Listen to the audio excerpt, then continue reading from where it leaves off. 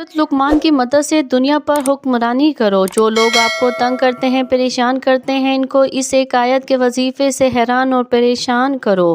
لوگوں کا دل جیتنا چاہتے ہو، لوگوں کے دل میں اپنے لیے عزت اور احترام پیدا کرنا چاہتے ہو، لوگوں کو اپنی مرضی کے مطابق چلانا چاہتے ہو، لوگوں سے اپنی کوئی خاص بات منوانا چاہتے ہو، یا اگر کوئی ظالم آپ کو تنگ کر رہا ہے، آپ پر ظلم و ستم کر رہا ہے اور اسے اپنی جان چھڑوانا چاہتے ہو، تو سورۃ لقمان کی اس ایک آیت کا وظیفہ کر لو۔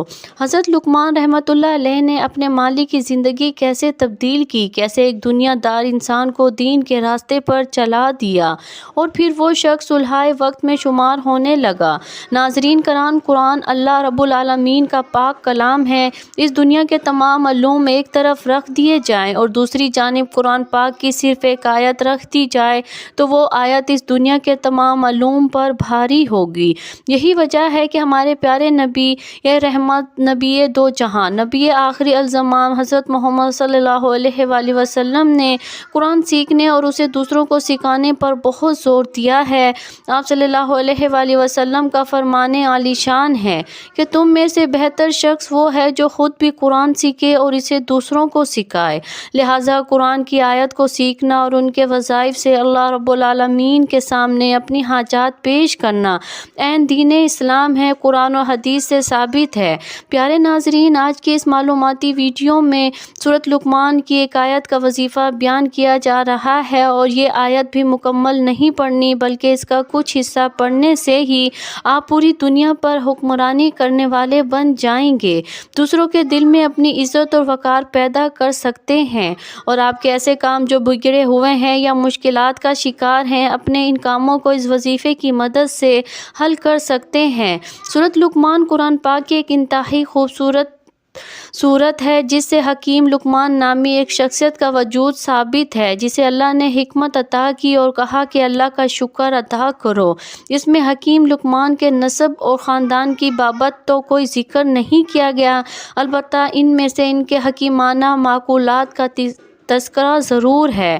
تاہم قدیم تواریخ اس امر کی گواہی دیتی ہے کہ اس نام کا ایک شخص سرزمین عرب پر موجود تھا۔ قصص القرآن میں حکیم لقمان کا زمانہ 3000 قبل مسیح قرار دیا گیا ہے، لیکن بعض مفسرین اور مورخین انہیں حضرت داؤد علیہ السلام کا مصائب بتاتے ہیں۔ اس طرح ان کا زمانہ 1100 قبل مسیح کے لگ بھگ بنتا ہے۔ بہرطور اہل عرب حکیم لقمان کو ایک مشہور شخصیت تسلیم کرتے ہیں اور صفیہ لقمان کے نام سے ان کے حکیمانہ اقوال کو قدر و منزلت کی نگاہ سے دیکھتے ہیں۔ ابن جریر، ابن کثیر اور سہلی جیسے مستند مورخین کی رائے ہے کہ مشہور لقمان حکیم افریقی نسل اور عرب میں ان کی آمد بحیثیت غلام ہوئی تھی۔ ابن کثیر کے بقول لقمان نبی نہیں تھے اور ان پر نہ وحی نازل ہوئی۔ قرآن مجید کسی صورت میں بھی ایسا کوئی اشارہ موجود نہیں جو لقمان کے نبی یا رسول ہونے پر دلالت کرتا ہو۔ البتہ ابن اسحاق نے وہب بن منبع کی روایت سے حضرت ابن عباس کا یہ قول نقل کیا ہے کہ وہ نبی تھے مگر رسول نہیں تھے، لیکن بیشتر علماء سیر ابن اسحاق کے اس قول سے اتفاق نہیں کرتے۔ روض الانف اور تفسیر ابن کثیر میں لقمان کا شجرہ نفس لقمان بن عنقا یا سارا بن سندون درج ہے۔ حکیم لقمان کی دنائی ضرب المثل ہے۔ کہتے ہیں کہ ایک مرتبہ وہ کہیں جا رہے تھے، سڑک کے کنارے ایک مسافر کو بیٹھے دیکھا۔ مسافر نے حکیم لقمان کو آتے دیکھا تو دریافت کیا، کیوں جناب، کیا آپ بتا سکتے ہیں کہ میں یہاں سے شہر کتنی دور میں پہنچ جاؤں گا؟ حکیم لقمان نے مختصر سا جواب دیا، اپنی راہ لو۔ مسافر نے دوبارہ عرض کیا، جناب والا، آپ نے شاید میرا سوال نہیں سنا، میں تھکا ماندہ مسافر ہوں، میں یہ پوچھ رہا ہوں یہاں سے شہر کتنی دور ہے اور میں وہاں کتنی دیر میں پہنچ جاؤں گا؟ حکیم لقمان نے پھر وہی جواب دیا، میاں کہہ تو رہا ہوں اپنی راہ لو۔ مسافر سمجھا یہ ضرور کوئی پاگل ہے اور اس نے اپنی کوئی سوال نہیں کیا اور شہر کے لیے چل پڑا۔ ابھی وہ تھوڑی ہی دور گیا ہوگا کہ حکیم لقمان نے زور سے آواز دی، سنو، شام سے پہلے شہر پہنچ جاؤ گے۔ مسافر رک گیا اور واپسی آ کر دریافت کیا خوب، جب پوچھ رہا تھا تب تم نے کوئی جواب نہیں دیا اور اب میں جواب سے مایوس ہو کر چل پڑا تو تم چیخ کر جواب دے رہے ہو، یہ کیا بات ہوئی؟ حکیم لقمان نے سادگی سے جواب دیا، پہلے تو تم بیٹھے تھے اور مجھے کچھ پتہ نہیں تھا کہ تمہارے چلنے کی رفتار کیا ہے، اب جو تم چلتا ہوا دیکھا تو میں نے اندازہ لگا لیا کہ شہر تک پہنچنے میں تمہیں کتنا وقت لگے گا۔ لقمان حکیم کے بارے میں کہا جاتا ہے کہ آپ کی دانش مندی مسلم تھی۔ آپ کے آقا نے آپ کو بیچنے کے لیے پیش کیا تو ایک آدمی کا جو کاشتکار تھا آپ کو خرید لیا اور اپنے ساتھ گھر لے گیا۔ آپ سارا دن اس کی خدمت میں مصروف رہے حتیٰ کہ رات آ گئی۔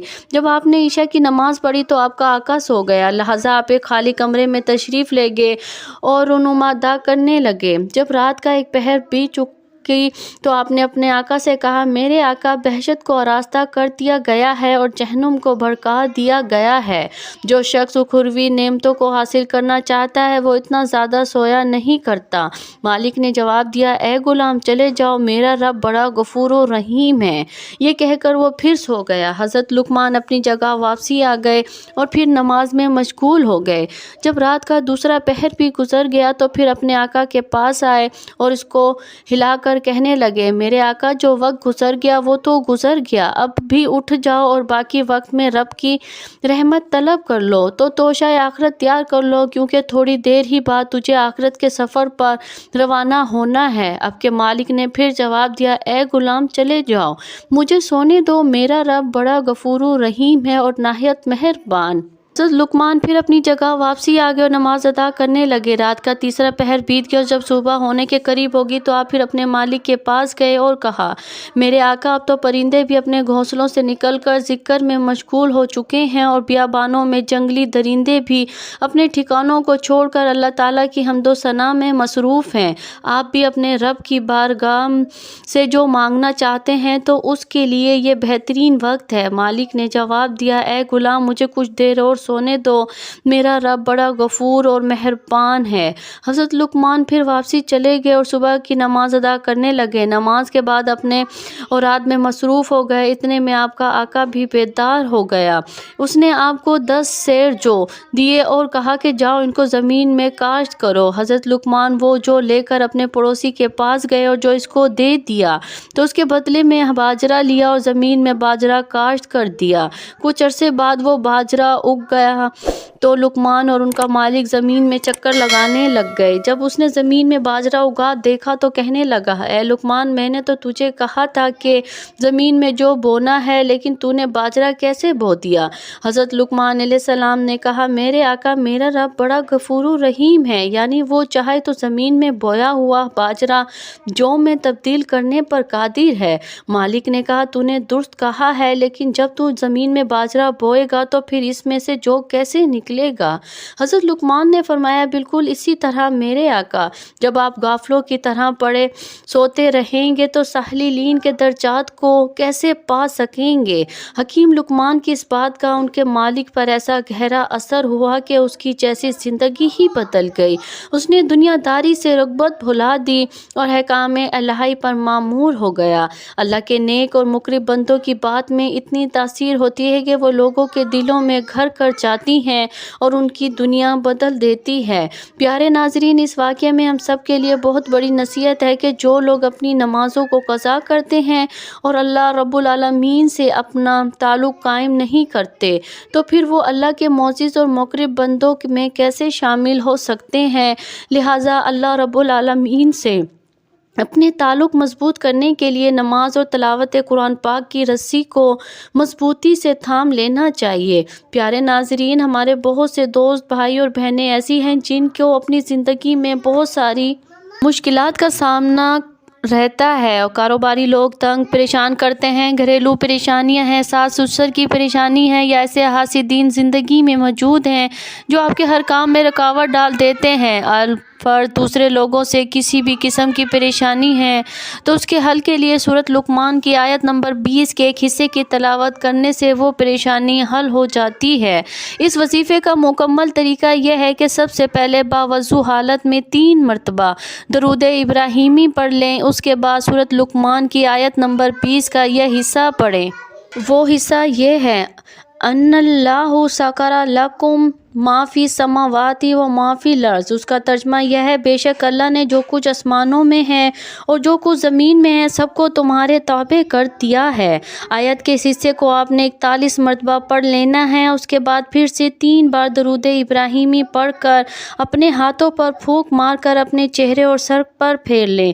ہاتھوں کے ساتھ ساتھ اپنے پورے جسم پر پھونک مار لیں اور اس کے ساتھ ہی ساتھ پانی پر دم کر کے اسے بھی پی لیں۔ یہ عمل کم از کم 7 دن تک لگاتار کریں۔ اگر اسے اپنا ہر روز کا معمول بنا لیں، بہت ہی زبردست عمل ہے، مختصر سا عمل ہے، کسی بھی نماز کے بعد کر سکتے ہیں۔ جیسے جیسے یہ عمل کریں گے تو آپ خود دیکھیں گے کہ کس طرح سے لوگ آپ کو عزت اور احترام دینا شروع کریں گے۔ وہی لوگ جو آپ سے حسد کرتے تھے اور آپ کو دیکھ کر منہ چڑھاتے تھے، خواہ وہ کوئی قریبی رشتہ دار ہو یا کوئی کاروباری افراد ہو، کوئی شریکے والے رشتہ دار ہوں یا کوئی کاروباری شراکت دار ہوں، چند ہی دنوں کے عمل سے انشاءاللہ وہ آپ کو خصوصی توجہ دینے لگیں گے، آپ کی گفتگو سننے لگیں گے اور آپ کی ہر بات تسلیم کرنے لگیں گے۔ الغرض آپ جس شخص سے بھی جو کام لینا چاہیں گے وہ من اور عین خوشی خوشی آپ کی ہر بات ماننے کے لیے تیار رہے گا۔ جان لیجئے کہ یہ معمولی عمل نہیں ہے، کلام پاک سے لیا گیا مجیب اور خاص الخاص عمل ہے۔ اس عمل کو ہرگز معمولی نہ سمجھیے گا اور خاص توجہ و یقین کے ساتھ کیجیے گا۔ انشاءاللہ دیکھتے ہی دیکھتے آپ کے حالات بدلنے لگیں گے، تمام بگڑے کام اللہ کی رضا سے حل ہونے لگیں گے۔ اللہ تبارک و تعالیٰ سے دعا ہے کہ نیکی کی بات کو سننے، سمجھنے اور اس پر عمل کرنے کی طاقت و توفیق مرحمت فرمائے۔ میرا سنانا اور آپ کا سننا اپنی بارگاہ الہی میں قبول اور منظور فرمائے، آمین یا رب العالمین۔ ناظرین، اگر میری ویڈیو